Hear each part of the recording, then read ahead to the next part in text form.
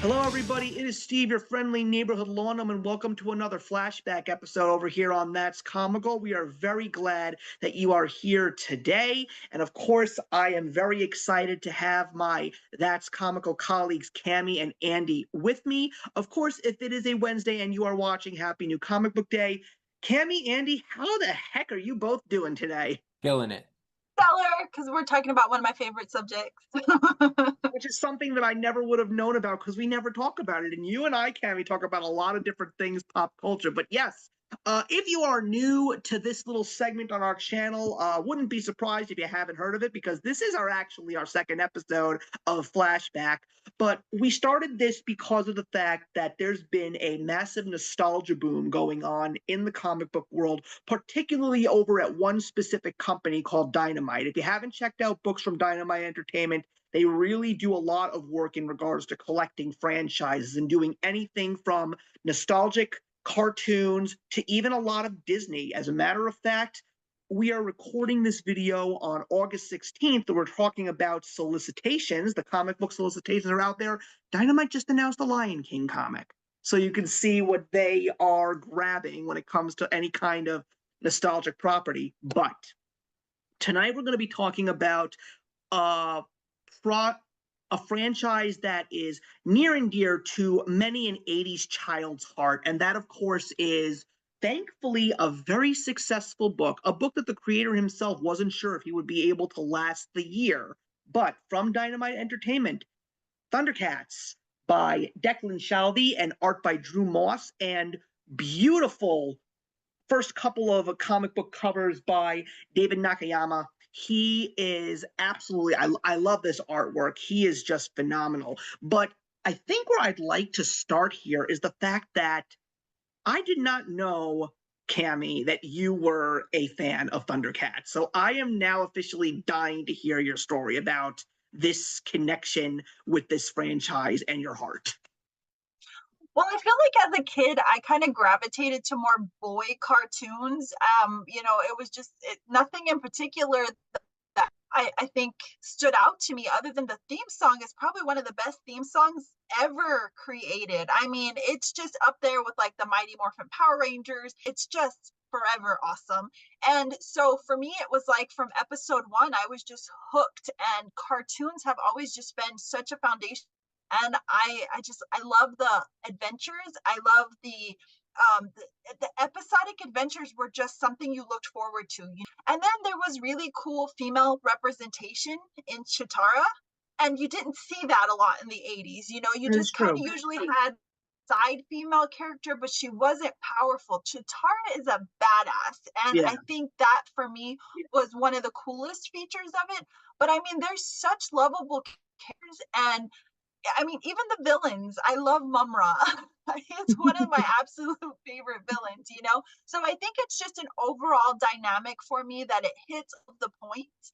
And of course, your episodes are very good versus evil kind of hero villain is very obvious in each of these.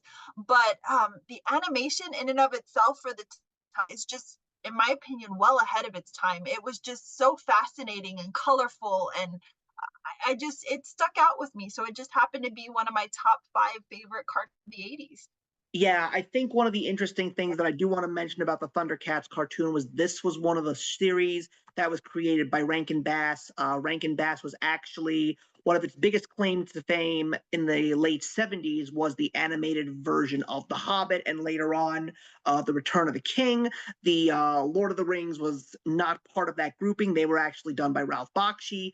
But yeah, this was definitely, I think, one of the very first times, probably next to things like Transformers and Voltron, where American-made cartoons were using a lot of animation styles and studios from places like South Korea and Japan. And you're absolutely right. There's something about this show, because, I mean, don't forget, this came out just a few years after He-Man and the Masters of the Universe and She-Ra.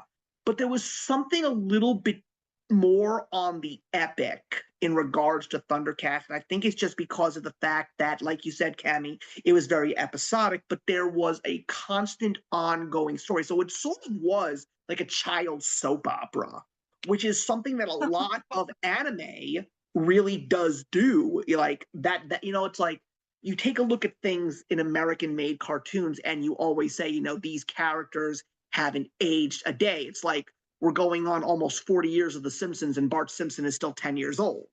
But here we have characters that do, in fact, age, if not a lot, if just a little bit, but their characters mature and we get introduced to new characters along the way. So, yeah, there was definitely something about Thundercats that was a little bit of a cut above. And yes, you are absolutely right.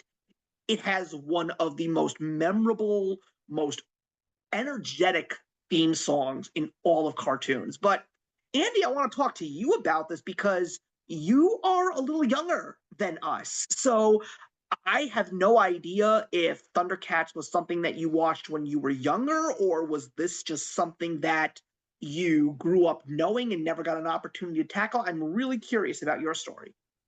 I was taken aback when I signed in to see Cammy's background. So Cammy is a big Thundercats fan, which I figured you would be a fan, but I wasn't sure where we'd be at. I have zero history with of Thundercats at all. Did Wow. not watch it growing up. It was a little before my time. I'm much more of a 90s kid. I'm aware of Thundercats mostly through like pop culture reference than I am anything about the source material. I picked up this book mostly because of the recommendation from Steve, and also I've had the general sense that there's been a lot of fertile ground in comics going through these kind of nostalgia properties. They've been hitting a lot recently. So I thought Thundercats is a beloved property, an example of that kind of direction we've been going with comics, and probably is one that's worth me reading. And it was. So I have zero history with Thundercats of any kind, but I loved this comic and I'm really, really happy I read it. So I'm glad to talk about it, but I am your quintessential brand new reader. I will have missed any reference to the television series. I will have missed any reference to things that happen in the series, like other than the basic introduction of the characters. I am not familiar with anyone who is not pictured within these pages that we are discussing today. So I am the complete opposite end of the spectrum. That's where I'm coming from. Well, something that's basically my humble beginnings with one of my favorite comic books right now, and that's Space Ghost. I never watched the show, I never watched Space Ghost Coast to Coast, but I knew who these characters were, and I kept hearing, and I just had a strange feeling that there was something special about this book. And I'm going to take a page right out of Cammy's book. This set me down my own personal nostalgic rabbit hole here. And now, basically, whenever I see in the solicitations for Dynamite about a new nostalgic property that I was interested in or familiar with or loved or didn't really know much about when I was younger, I'm going to give it a shot, because right now Dynamite is just firing on all cylinders with all of these nostalgic properties. I mean, like, for crying out loud, in September we're going to get the first issue of Blue Falcon and Dynamite, and I never watched that show, but I'm like, it's Dynamite. We've got a great writer in Jimmy Palmiotti writing it, so I'm just like, I'm going to give this first arc a shot. But Thundercats, I'll say the honest truth here. Yeah, I watched it when I was a kid. I even tried to get back into it when Toonami had it on Cartoon Network in the late 90s. I was in high school at the time.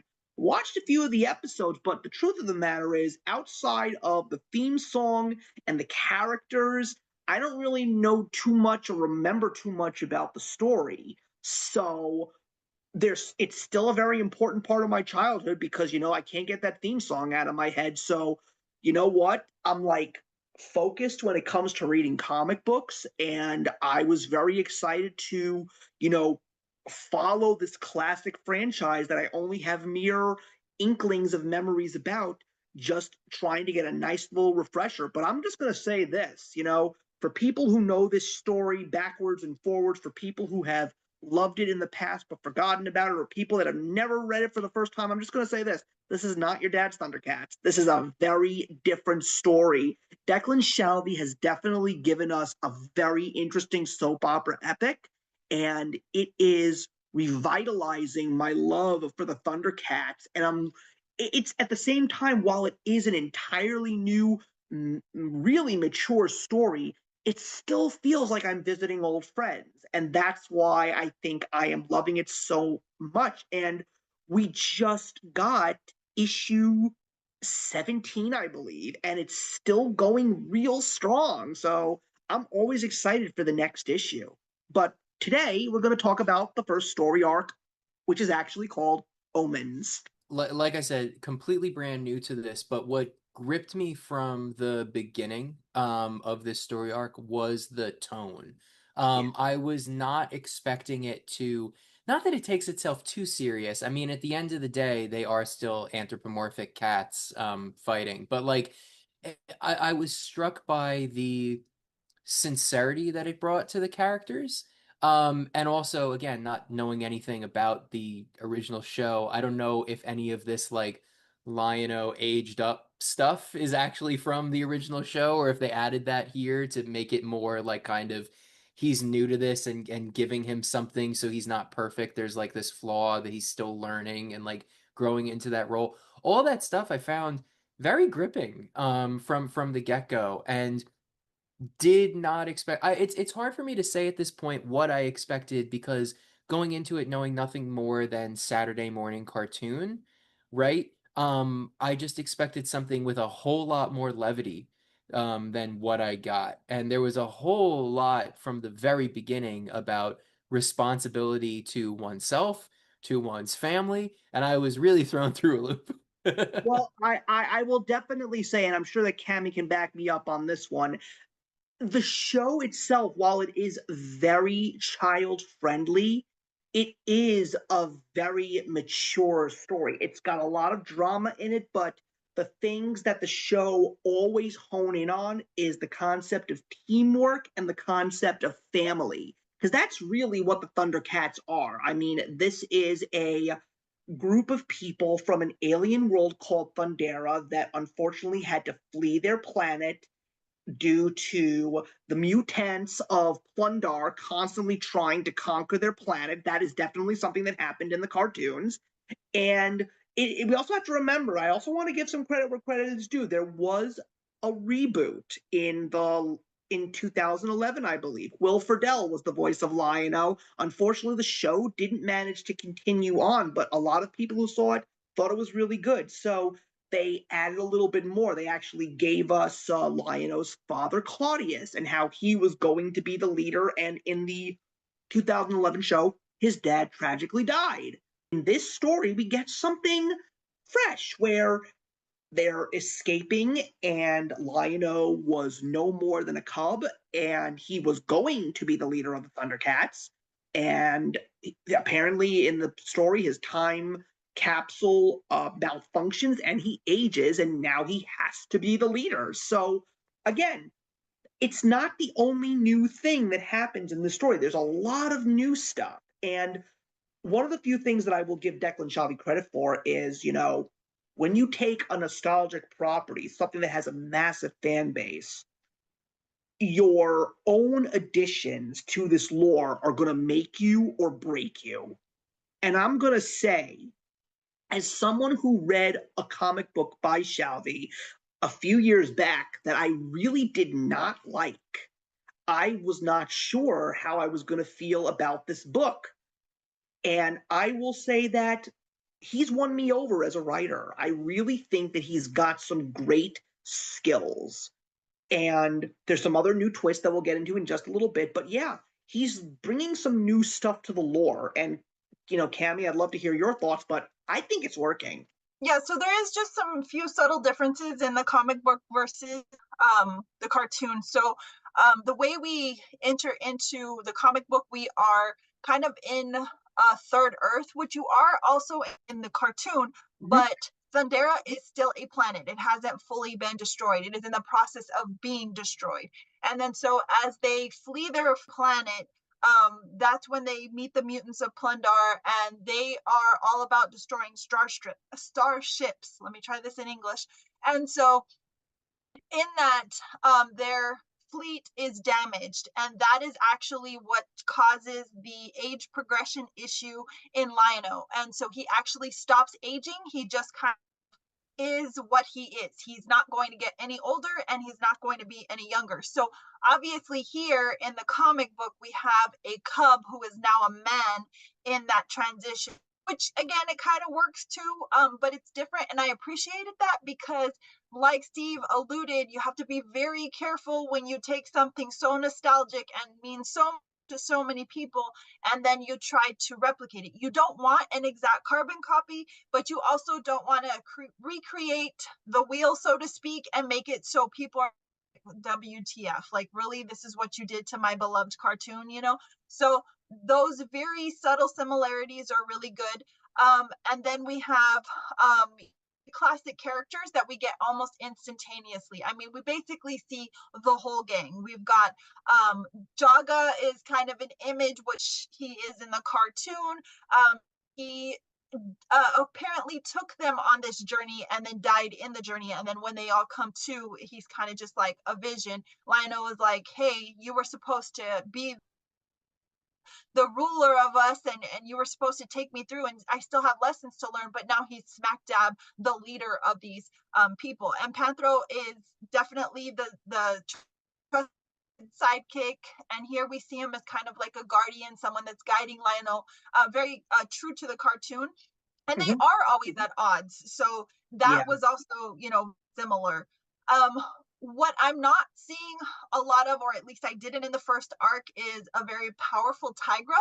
There's not a big presence of him, and he is huge in the cartoon because he was basically the right-hand man of Lion-O's father. You know, he guided Lion-O in so many ways. So to kind of see a disconnect in their communication is a little obscure, but I'm sure they're going somewhere with that. And then we have Mumra, who's obviously made as a fully vested and fully fleshed out yet, so that it'll be interesting to see kind of his dynamic. Chitara is very badass, but I think she's coming across really strong in the comic book. So I'm kind of hoping she scales back a little bit. Issue 5 to me felt like a fever dream. It really wasn't part of the first arc per se. It was more like Lion-O and Chitara having a conversation. Felt very true to the original cartoon series. You know, there was kind of a heart to heart. It felt very thunderish, and she was kind of setting him straight. This is who you need to be. Panthro was right, but you need to man up now. You're not a cub anymore. So it's got subtle differences, but I don't hate them, you know. And I think as a true to form fan, I think that speaks volumes. Like I said, there's some give and pull on some of the characters. Some are a little bit more powerful than I think they should be, and some are a little less prominent than I think that they should be.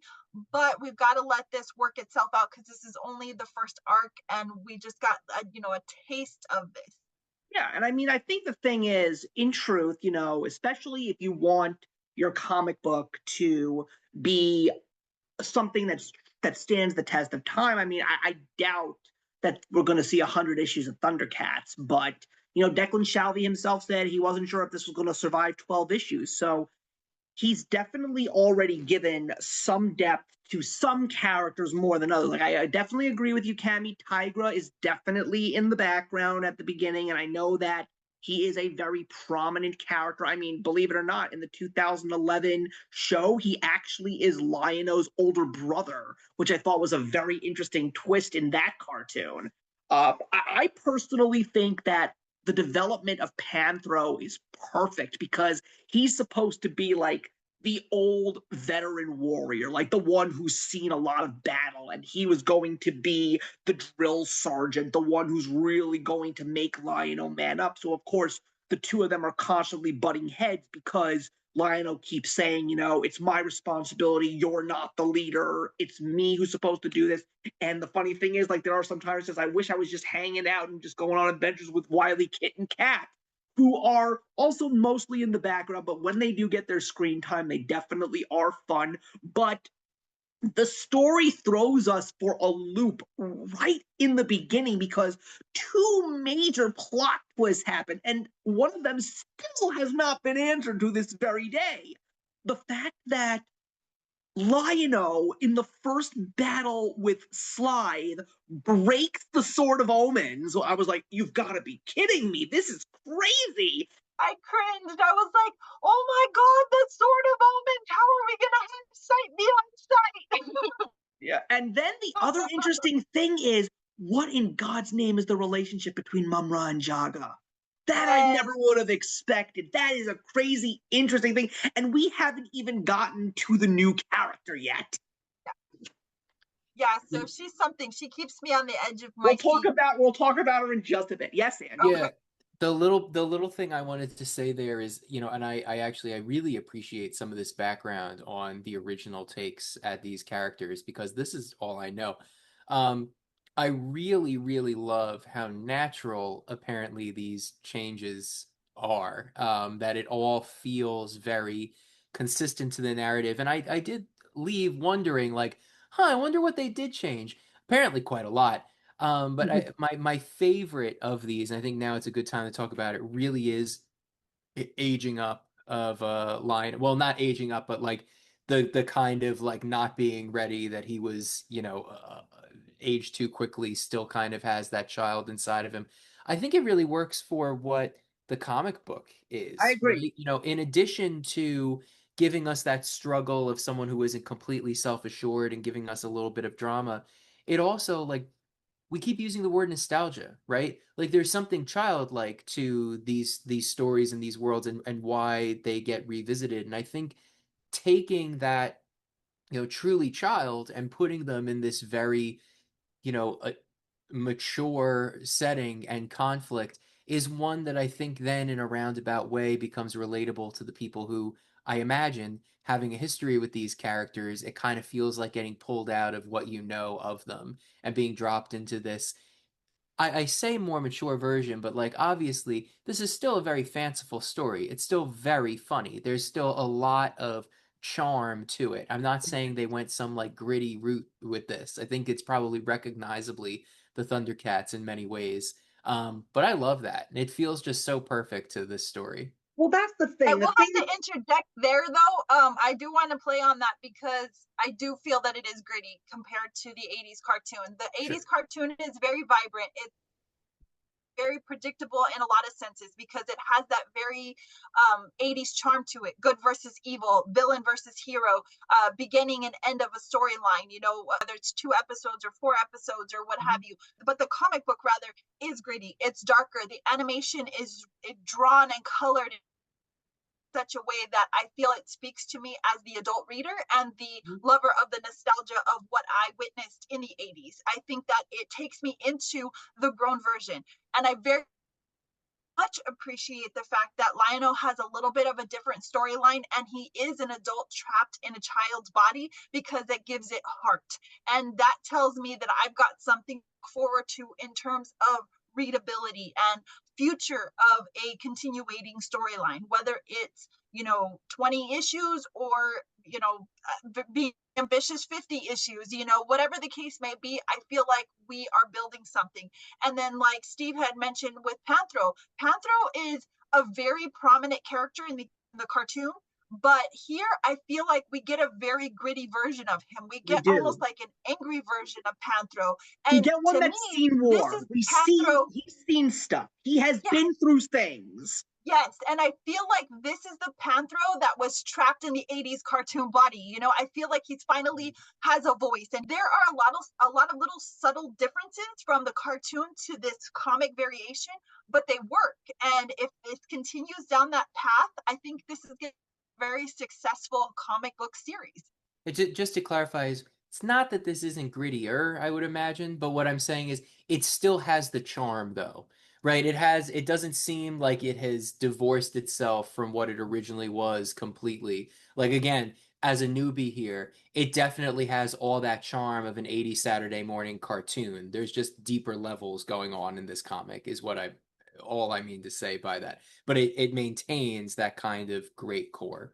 One of the other things that I got to give the Dynamite Entertainment Company credit for is the artists that they're choosing for these nostalgic titles, because they're giving us their own unique artwork, but at the same time, when you're reading the pages of these books, you're feeling something familiar. I think that when I read the pages that Drew Moss is drawing, they have that feeling of that 80s cartoon.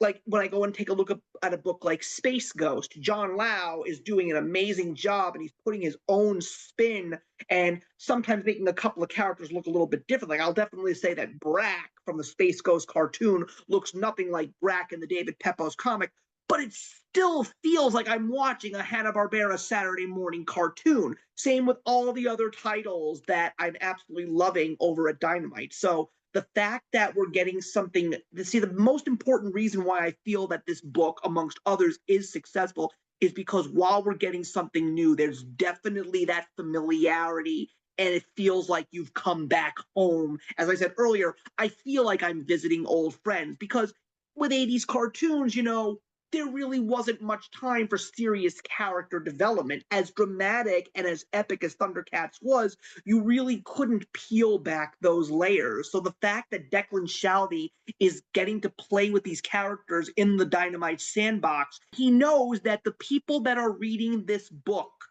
are not little kids anymore. These are people that are in their 40s, even some people in their 50s, and people like Andy who are much younger, in their 30s, reading this book for the first time. So clearly you're not going to get a Saturday morning cartoon. And as a matter of fact, Thundercats wasn't on Saturday mornings. It was on weekday afternoons on Fox. I hang my head in shame for No. this mistake that I had. No.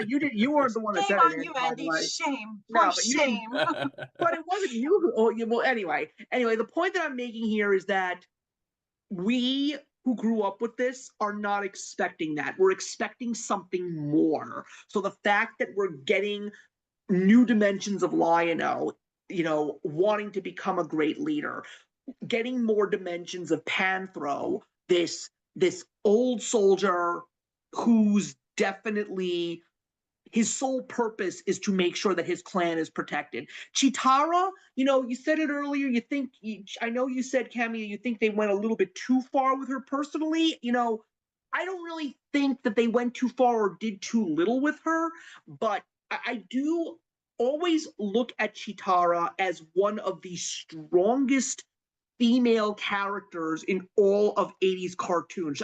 As far as I'm concerned, when I take a look at some of the female heroines of the 1980s, I think she's 10 times more of a badass than She-Ra. I'm sorry to any She-Ra fans out there, but I always look, take a look at some of the characters that I love. Who's one of my favorite superheroes? The Flash. This girl can run. She could probably outrun the Flash if you try a little harder. And she had that awesome bow staff. Who are some of the heroes that I love that has the bow staff? Donatello, Robin. These are things that I can just love and eat up with a spoon. So, but again, we still need a little bit more with Tigra, because Tigra's the science guy. Tigra can cloak. Tigra's got that awesome bola whip. Like, he's got some cool stuff. But we'll definitely see that. And that's all I want to say. Cammy, you go for it.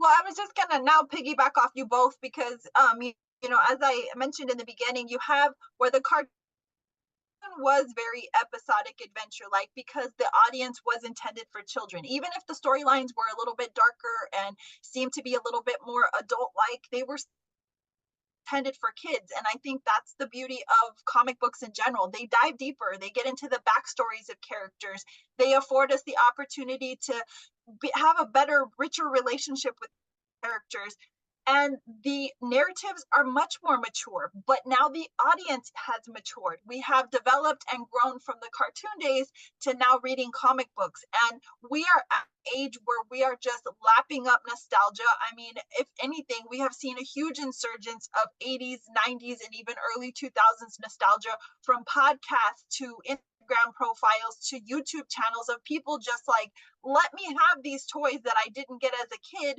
to I never had these weren't part of who I was, but I've seen other people enjoy them, so I want to see them myself. So that really speaks volumes to those 3 decades of just how cartoons influenced us, how pop culture in general absorbed in our mainframe, and it is and has become the adults that we are now. So to kind of, not come in with a full knowledge or scope of understanding of these characters, I think it's really cool, Andy, because you give a fresh perspective on this. You actually weren't there for the inside of it. So it's really cool to have these conversations. And I absolutely love to have the conversations with you too, because I feel like we're all saying the same thing at the same time, Yeah. because we're so excited and so passionate about these things.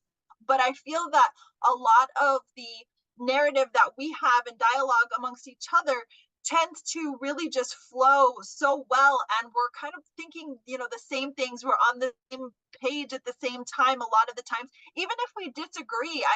I love the banter amongst us, and I think that you coming into this, Andy, with not the same level of knowledge Steve and I have is a great thing, because you are going to offer a fresh perspective not only to our audience but probably to us too, because you're going to see things in a different way, where we might be a little bit skewed because come from the foundation, so we kind of know what we want, who we're looking for, who our favorite characters are. As Steve alluded just a moment ago, he's rooting for Chitara, and it's not that I'm not. I mean, I love the kid, I love her now. I just think sometimes we get so wrapped up in correcting the ways of the past that I feel like maybe the writers have really just kind of overshot it with her and made her a lot more of a badass than she was in the 80s. Not that it's a bad thing, but remember, Lion-O is our main character, so she needs to be the sidekick she is. She needs to encourage him and be there for him and push him in the right directions. That's why issue number 5 was so powerful to me, because to that's the Chitara that I know and love. She's there to guide Lion-O and say, this is where you are, this is where you're screwing up, this is what you need to pay attention to. Now let's be the leader that I know that you are. Now, speaking of characters, this was another interesting thing. We actually got a brand new character, one that has never been there before, and that, of course, is the stowaway that they find, Calica. Another female, because that's another thing. There weren't that many female Thundercats in the cartoon. We will eventually talk about Pumaira in the future, but Calica's brand new, and she seems to be very disoriented, very wishy-washy, not really knowing why she's here, what's going on. She claims to be a farmer's daughter, but dare I say it, she is clearly more than meets the eye, even though that's not a Thundercat statement. Was that a pun for the eyes? Well, it was a Transformers reference, but it's the 80s, so what do you expect? You know what they say in the world of Bluey? It's not the 80s anymore. Yeah. Anyway, so yeah. Let's talk about Calica, because this is a very interesting character. She's on my nerves. I don't really love her right now. I'm not surprised as to why. Yeah, I don't trust her. And it's crazy because I know that in some way, shape, or form she's linked to Mumra. Obviously, she shares his eyes, so I feel like maybe she's like an AI version of Mumra, and she's his eyes and ears, and she's able to spy on the Thundercats and kind of send back information. But I'm not fully flushed with her yet, because, like you had mentioned earlier, what's up with Jaga and Mumra? Like, what is that dynamic? What is that relationship? So what is she? Is she a balance of the two? I'm still just trying to figure her out. And I don't know, she just shows up at the wrong time. She's an extra right now. That's what I'll call her. Because that's another thing that happens in the cartoons a lot. Jaga tests Lion-O. Is this a test? Because if he's going to be the leader, he's got to know who to trust. And the problem is, being a young Thundercat, clearly, he finds feelings for this character. By the way, as someone who doesn't own an animal at all, I was very excited about the fact that we got this specific kind of Thundercat, because one of the few things that for some reason I know is that all Calico cats are female. There is a very rare percentage that are male. But most It's are. like Most are female. 99% of calico cats are female. Yeah. And they are actually my favorite kind of cat, the way they look. I just love the colors. But knowing that Calico was a female, I was like, oh, that makes so much sense. What a great, well done, Declan. You did a good job. I think we're not going to get all the answers we want. Certainly not within these issues to describe it. You know, not to be a broken record here, obviously, but like having no history with it, the idea of this being a new character is complete. Okay, so that's the first time I knew that. But you know, I mean, obviously there's intrigue here, right? So we talk about how far the story is going to go, what legs it has in it, you know, its shelf life, but I find myself intrigued. It is fun to know that it's not something that everybody has the answer to as a longtime fan. That does add an element of intrigue to it that I'm glad I get to be a part of, that everybody gets to be a part of, not just me, I guess. Well, that's an interesting thing because since Andy is new, this is a part that I think Cammy and I need to talk about. Cammy, what was your attitude about this incarnation of Snarf? So I was a little taken aback that no one could hear him. That's my Yeah. favorite part of Just my so little you know, self. Andy, let's give him a little bit of Snarf 101. So in the cartoon, Snarf talks. Snarf He is does. Snarf is very much Lion-O's Scooby-Doo to Snarf's Shaggy. That's Thanks to pop culture, if there's something from Thundercats that gets referenced, it's either Thundercats or Go, or it's Snarf Snarf. Oh, So I keep forgetting. I keep forgetting. Andy has watched many an episode of Robot Chicken. That's true. So with that in mind, feel free to continue, of course. But just so you guys know, I was also taken aback by that because I'm like, if there's two goddamn things I know about Thundercats, That and Miss Prissy Pants, stop fussing with your bow. So yeah, was right there with you guys. So No, that was I was a little upset that he didn't talk. I kind of feel change. that even in this kind of a story, if you would have given us the Snarf that we got from the cartoon in the 80s, I don't think it would have taken away from the dark tones or the maturity of the story. I mean, that's my personal opinion. And I do feel that, you know, not having him talk, I just feel like it's lacking just a little bit, but it's still, I don't know. I personally don't think that if he would have been the exact same version of Snarf that we got in the 1980s, I don't think it would have destroyed what Declan Shalvey is trying to develop here. Cammy, I'm gonna have to disagree with you there, Steve, because really? Snarf is the as much as I love and adore him, he is the Jar Binks of Thundercats. Okay.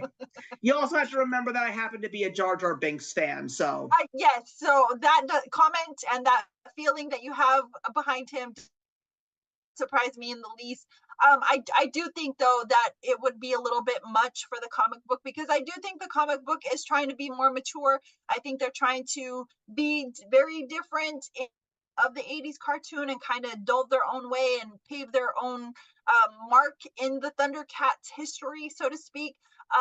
And having, you know, this new character, it's kind of refreshing to not have Snarf talk, but it was a definite jarring surprise for me because I was like, oh, Snarf.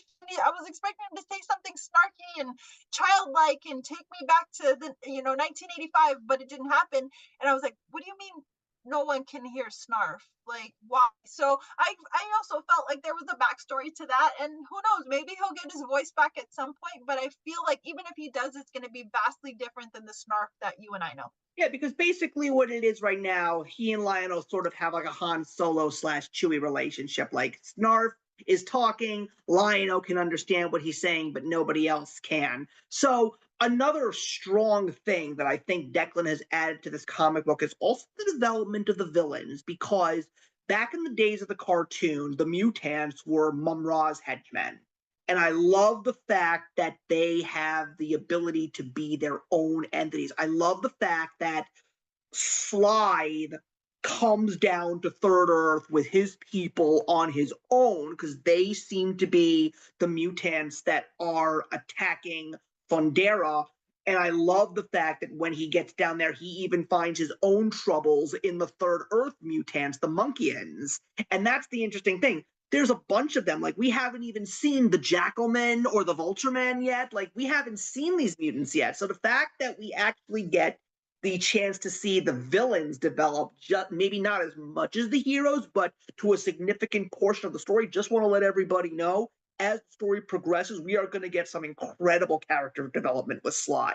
It's beautiful work, by the way, but I just love the fact that we are getting a full-blown opportunity to take these nostalgic characters and really, really take them to the next level. Bad guys included, because, you know, let's talk about, once again, the nostalgic ideas of the 80s. The children, whether it was He-Man or Ninja Turtles or whatever, rarely did the kids run to the toy store to get the villain. We only wanted the heroes most of the time. I mean, maybe when it came to He-Man, we wanted to get our Skeletors. When it was Thundercats, we wanted to get our Mumras, and that was it. But we never wanted to get any of the other villains. So it's sort of like a callback, like, let's show the fans that all the villains are just as strong as the heroes are. And I kind of love that about this book. My main question is whether or not Steve noticed the journey that Cammy's face went on during the kids didn't want to buy villains. I watched that. Well, you have to understand the entire something. emotional arc that took place on Cammy's face. But you see, Andy, I know Cammy. I know Cammy, you know? I mean, we all know what she has. Of course she's the one that wanted the whole freaking set. Well, the thing is I did gravitate to the villain, so it was taking everything in me to hold my tongue in that moment. So I'm so glad that my facial expression spoke for me. You know, I felt like a snarf in that moment. No, but I mean, like, yeah. For me, yeah, every 80s cartoon, I had a tendency to have sympathy for the villain. I felt like there was another side to the story. So as an adult, to see a lot of these comic books give backstories to these villains and kind of dive deeper into who they are and what their purpose is. You know, some are you know, just what they are, pure evil, and they have no good intentions. But to kind of see that some of them have different sides to them, that's why I'm really interested to see this relationship that Mumra currently has with Jaga. Like, what does this mean? It's very interesting to see our villains get a little limelight. So yeah, and I have all of the fun toys from the 80s of villains. He does. But of course, I had no doubt. But of course, before we get to the end of the first arc, I'm so glad that Declan Shalvey did not let us wait. Like, you know, he could have waited like up to issue 15 for the first showdown between Lion-O and Mumra, but no, he throws Lion-O right into the gauntlet right away. He gets to meet Mumra, they have a fight, and it's a beautifully done fight in issue 4. I absolutely loved everything in that issue, and the best part about it is there's not necessarily any winners or losers. Rather, the reader is left with a great deal of questions as to what is coming next, and it involves the search for the Book of Omens. Mm-hmm. And I also appreciate too how our villains seem a little bit more educated. They seem smarter in the comic books, whereas in the cartoons they're one-dimensional. We know what their purpose is. They're there to wreak havoc, and then it becomes, you know, that just tale as old as time, good versus evil, in a lot of these episodes. But in our comic books, allow those villains to kind of have a storyline, whether it's very, you know, deep and dissected for us, and we get kind of like layers of these villains that we know and love, or I love. I don't know about everybody else, but I love, because it allots for us to have this separation once again of the 80s cartoon that we know and love, and now a comic book that we can very much love. So I'm enjoying this. And I really appreciated that battle because, like you said, it left me with a lot of questions, but it also left me with a very different take on Ra and his Yeah, ability to kind of challenge Lion-O as well. And that is not something that we've seen from Mumra in the past. exactly. And then, of course, we get the single story. We'll go a little bit more into the Chitara story. You're absolutely right, Cami. I, you know, this is something that has happened in comic books, I'm sure before Chris Claremont, but Chris Claremont really did it best. It's what some of the people in the comic book community of YouTube call the baseball issue. Basically, we had a big epic story, and then we just have one issue that's a standalone. We let everyone get calm and collected and pick up our bearings from a massive battle, and we get a meaningful or just a fun slice of life story in any epic series. And Declan does a great job with issue number 5. Basically, Lion-O is picking up his own pieces because he feels that as a leader, he is nothing but a failure. He broke the sword of Omens. He trusted in someone who he wasn't really supposed to trust, and look at where it got him. And he just saw pure evil in the face and almost lost his life and truly let down his tribe. And he just wonders, how am I supposed to be the leader that I'm supposed to be? And out of all the people, Chitara clearly has been, because that's the other thing. Chitara really doesn't have much of a role throughout the first arc until this one arc. And she sort of steps in to play big sister because clearly Lion-O and Panthro are not clicking. They keep butting heads. Lion-O knows that Panthro means well, but they're just not on the same level, and he thinks that Panthro is pushing him too hard. But something, tough love is what causes lots of people to find themselves and become the great success stories that they can be.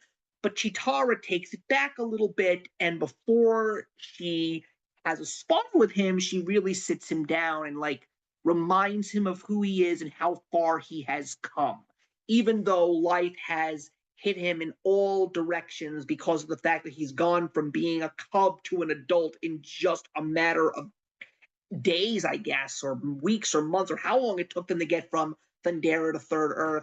She basically tells him, you don't know how great you really can be because you are built for great things. And then she says, now try and hit me. I love those kinds of stories. It's a very heartfelt story, but at the same time, like I said, it's the baseball issue. It calms you down. It lets you remember there's more epicness to come. But for now, let's step to the side and let's see our characters trying to collect themselves as we're trying to collect ourselves from an epic story. Yeah, issue 5 was definitely a cleanser for me. It kind of gave me a different perspective on Chitara because, like I said, I really wasn't her biggest fan at this point. And it kind of gave a little bit more dimension to Panthro. Even though we see him as this kind of hard ass on Lion-O, there's a reason for it. He is the guardian. He is the person who was delegated to look after Lion-O, and he's gonna stop nothing short of ensuring that he succeeds in that mission. In the same regard, like I said, we haven't seen a lot from other characters like I had hoped, but there's more to follow. So I think that issue number 5 allows for us to kind of know that not only is there more to come, but Lion-O kind of gets a second wind, it kind of feels like to me. Yeah, I mean, I don't have all that much to add at this stage, other than largely to agree with you, Steve, the way that you viewed it, in the context of the broader story thus far, being the classic baseball issue. I don't have, as obviously, as I've been saying, much to add on how it deepened my understanding of an existing character, that sort of thing.